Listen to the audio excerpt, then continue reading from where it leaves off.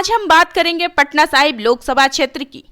पटना साहिब क्षेत्र 2009 के चुनाव से अस्तित्व में आया। इसके दो विधानसभा क्षेत्र हैं, बख्तियारपुर व फतुहा। पहले बाढ़ लोकसभा के क्षेत्र हिस्सा बन रहे हैं। शुरू में दोनों पर कांग्रेस का कब्जा रहा। बाद के दिनों में बाढ़ लोकसभा पर समाजवादियों का कब्जा कायम हो गया।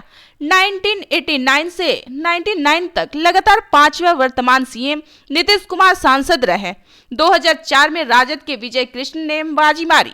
पटना लोकसभा क्षेत्र में शुरू से ही कांग्रेस व सीपीआई के बीच लड़ाई रही। बाद के दिनों में भाजपा, राजद और कांग्रेस ने भी मारी एंट्री।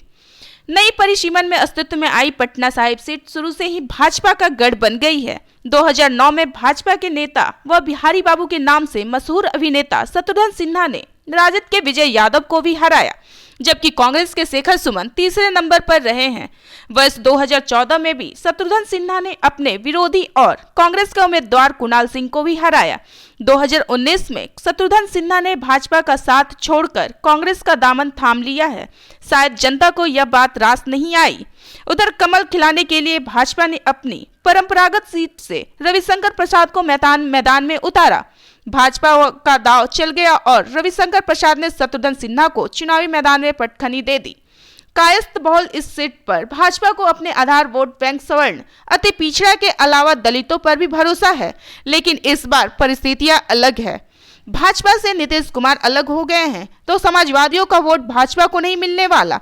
हालांकि ये समीकरण अभी बिगड़ भी सकता है। खबर तो यह भी है कि इस बार रविशंकर प्रसाद को टिकट ही नहीं मिलेगा। संभावना है कि भाजपा युवाओं पर भरोसा दिखाएगी और ऋतुराज सिन्हा पर बाजी भी लगाएगी।